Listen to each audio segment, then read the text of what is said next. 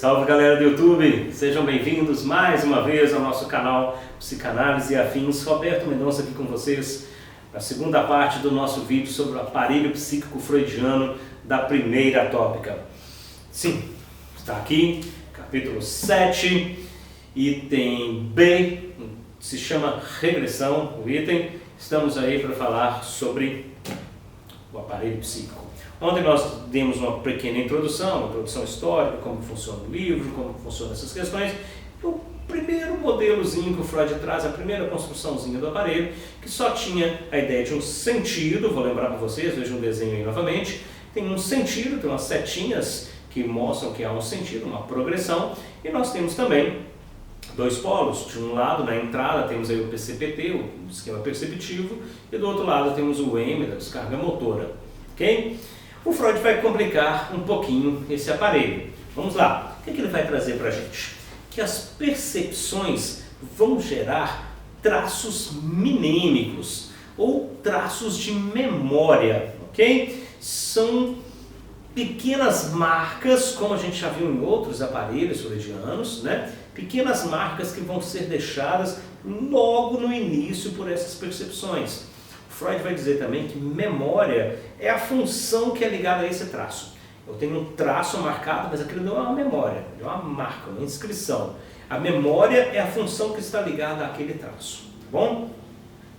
É impossível para o Freud, para um sistema qualquer, né, permanecer aberto a novas inscrições, ou seja, aparecer inscrições o tempo inteiro, eu estar percebendo coisas, notando, recebendo estímulos, tá? E manter essas percepções, manter essas inscrições permanentemente. Então não dá para eu receber inscrições e manter inscrições. Então o Freud vai dizer que vai existir um outro sistema, tá, que não retém memória e que vai ser tratado mais para frente. Ou seja, ele está começando a apresentar um sistema que faz traços e que retém memórias, mas ele também vai dizer que há sistemas que não retêm memória.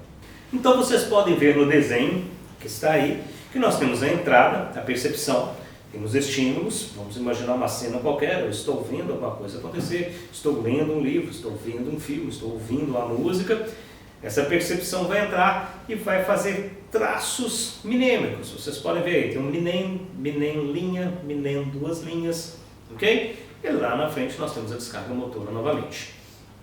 Ele vai dizer que esses traços são as memórias. A percepção em si não guarda memória.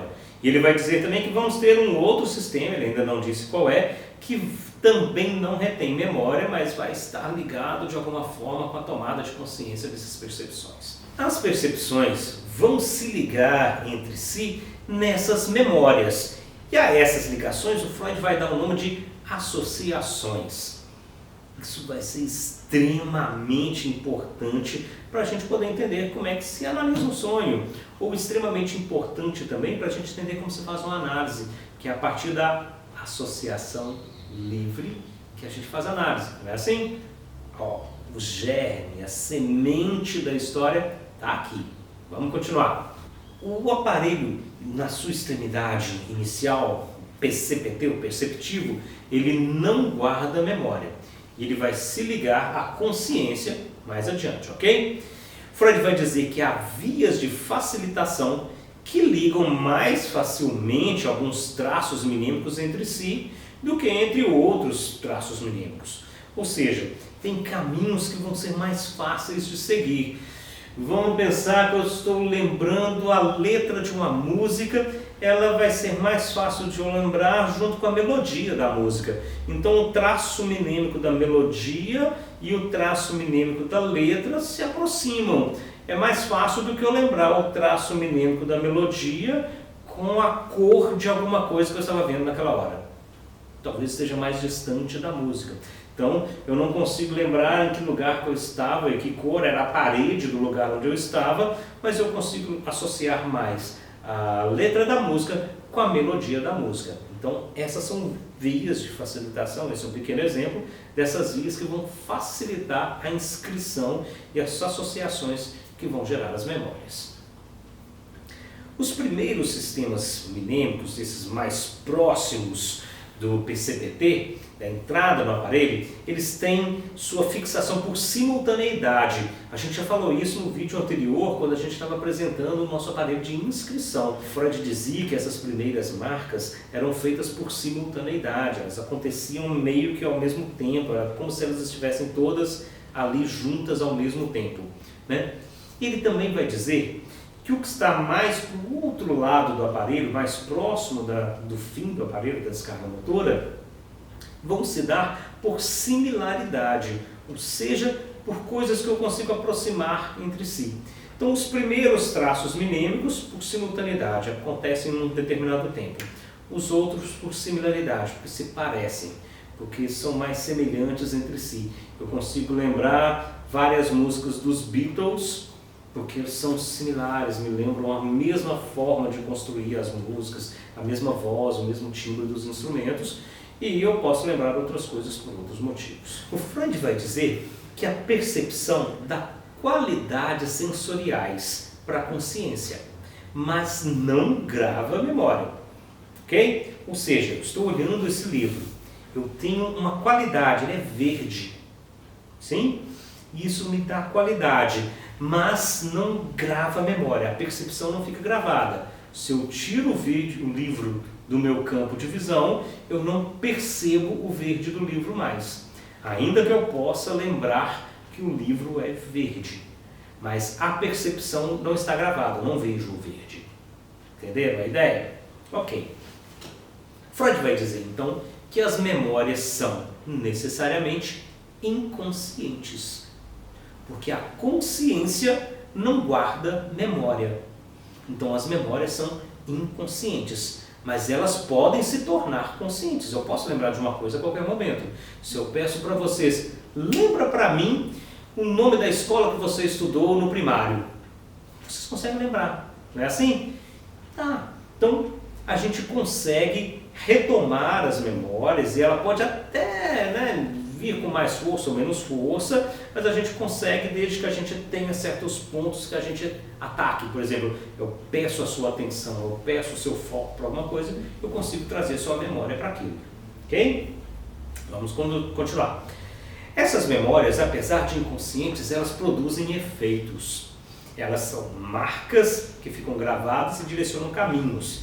Vocês lembram que a gente falou há pouco tempo atrás das vias de facilitação? Exatamente. Tem caminhos mais fáceis de seguir. Se eu aprendi a dirigir, por exemplo, eu entro dentro do carro, eu sei que já passei primeiro, porque para eu arrancar o carro. É super automático, super fácil de se fazer. Se eu nunca dirigir, eu vou ter que olhar e falar assim, como que é isso? Para que serve essa alavanquinha aqui? Entenderam a ideia? Ok.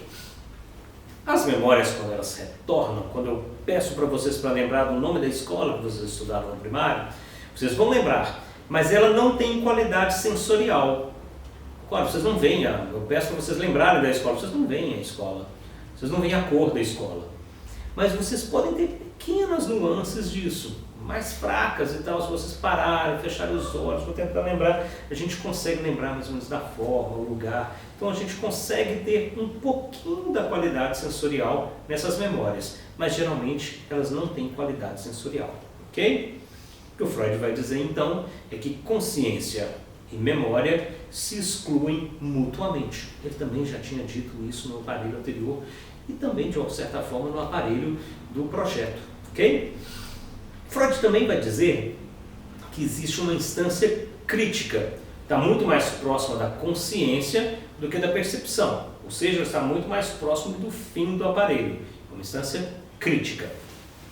Ela ficaria, então, essa instância crítica, como se fosse uma tela protetora, entre a parte criticada, algo que eu estou criticando, e a consciência.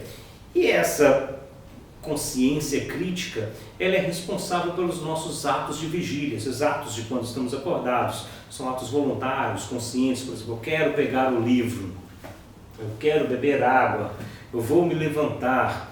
Esses atos todos são feitos e são pensados, são organizados a partir dessa instância que o Freud vai pensar, essa instância crítica. Vamos continuar. Vamos ver o aparelho agora, como o Freud coloca, para a gente poder entender mais um pouquinho. Vamos lá. Vejam este aparelho agora. Essa é a forma final do aparelho psíquico. As setas continuam, mostrando que a gente tem um sentido progressivo. Existe a entrada do aparelho com a percepção. Depois nós temos os traços mnemêmicos, como a gente disse, os primeiros traços que seguem por simultaneidade, os outros por similaridade. São diversos traços, estão aí os pontinhos para significar isso aí. Depois a gente vai ter o inconsciente. Surgiu o inconsciente finalmente. A gente vai ter esse inconsciente, as memórias estão aí. Eles não são passíveis de ter acesso à consciência. Depois do inconsciente a gente tem o pré-consciente. Lembrando que, olha, nesse texto do Livro dos Sonhos não é mais inconsciência e pré-consciência como no aparelho anterior, é o inconsciente e o pré-consciente, são lugares, são foros, tá? Então a gente tem esses lugares, e notem que a descarga motora, o Mzinho, foi deslocado para outro ponto, ele foi deslocado para o finalzinho da seta, ok? Por quê? Porque o Freud vai dizer que o pré-consciente se liga à motilidade, e ele tem processos de excitação, ou seja, tem maneiras que eu tenho de excitar determinadas lembranças para que elas ganhem intensidade, e que, de acordo com certas regras, vão fazer com que aquelas memórias se tornem conscientes. Eu te peço para lembrar do nome da escola, eu foquei, eu direcionei uma certa energia do seu psiquismo para aquela memória, ok? Antes do pré-consciente, um passo atrás, nós temos o inconsciente. E aqui o prefixo in quer dizer literalmente negação, negação absoluta. É algo que não pode se tornar consciente, a não ser passando pelo pré-consciente, mas aí ele precisa sofrer modificações. Então, o que estiver inscrito no inconsciente, para que chegue à consciência, vai ter que passar pelo pré-consciente e necessariamente vai sofrer alterações para que consiga chegar, ok? O sonho seria então, uma forma muito bacana da gente entender esse aparelho funcionando. Ele teria um caráter regressivo, no sentido contrário do aparelho que a gente está apresentando aí, que é um aparelho que funciona em estado de vigília. Nós, acordados, caminhamos da percepção para a descarga motora. Agora imagine que vocês estão dormindo. A percepção está muito pequena. A gente não consegue lembrar, por exemplo, quase nada do que a gente percebeu durante a noite. Se teve som, se teve ruído, só se teve muito alto e a gente acordou. Mas enquanto a gente está dormindo, os sons, o calor, o frio e tal, estão mais difíceis de serem percebidos por nós. Da mesma maneira também, a descarga motora é mais difícil. Porque imagina, se tudo que você está sonhando no sonho, se você sonha que você está correndo e você começa a correr, você vai acordar, você vai cair da cama em um segundo. Os nossos amigos sonâmbulos entendem isso muito bem. Não é assim? Então, no sonho, tanto a entrada quanto a saída do aparelho estão muito restritas. E a gente vai ter o interior, esse miolinho do aparelho funcionando bem mais forte. Só que a setinha vai estar invertida. Ela vai estar indo da motilidade para a percepção. Ou seja, vamos estar tentando reencontrar memórias, reencontrar imagens para poder sonhar com elas. Não é interessante? A gente busca então algo mais próximo das percepções, alucinando imagens enquanto dormimos. Olha que bacana! Nesse aparelho vai ter um caminho contrário que vai produzir alucinações. O sonho basicamente é produzido por imagens, não é? Eu vejo, é como se eu tentasse buscar a percepção de novo, só que eu estou de olho fechado, eu não estou vendo. Então eu alucino, lembrando que é uma forma diferente de pensar a alucinação aqui, mas que também é muito próxima daquela forma clássica da alucinação, mas eu alucino essas imagens. Bem? E aí, finalmente, a gente pode pensar na regra do sonho, que é o título do capítulo 3 desse livro, do Livro dos Sonhos. O Freud vai dizer que o sonho é a realização de um desejo. Esse é o título do capítulo 3, ok? Erfüllung, quer dizer realização, tornar real, no sentido de satisfazer. E o Wunsch seria o desejo. Então é como se eu tentasse no sonho o tempo inteiro satisfazer um desejo. Um exemplo muito, muito simples de satisfação de desejo. Você já sonhou alguma vez à noite que você estava com vontade de ir ao banheiro fazer xixi? É melhor acordar, não é? Você sabe? Por quê? Porque senão você satisfaz o seu desejo de fazer xixi dormindo. É verdade. O sonho, ele alucina a satisfação desse desejo. E aí a gente continua dormindo sem precisar acordar. Foi assim que o Freud descobriu como funcionam os sonhos. O primeiro sonho que ele disse que ele analisou foi de um amigo dele, médico, que sonhou que estava no trabalho do hospital dando plantão. E com isso ele não acordou para ir trabalhar. Ele satisfez o desejo de ir trabalhar dormindo. E ele chegou atrasado. Deve ter tomado uma bronca, né? Sim, bem por aí. Então podemos finalizar a frase do Freud com: o sonho é a realização de um desejo de maneira alucinada. Terminamos aí de pensar no nosso aparelho psíquico da primeira tópica. Nos próximos vídeos vamos apresentar o aparelho psíquico da segunda tópica. Vocês vão ver que é bem diferente desse aqui. Por enquanto, curtidas, compartilhar o canal com os colegas, façam a sua inscrição no canal caso você ainda não seja inscrito, marque o sininho para você receber as notificações aí, deixe seus comentários, suas dúvidas, suas sugestões, suas críticas e estaremos de braços abertos para responder a todas elas. Grande abraço, até o próximo!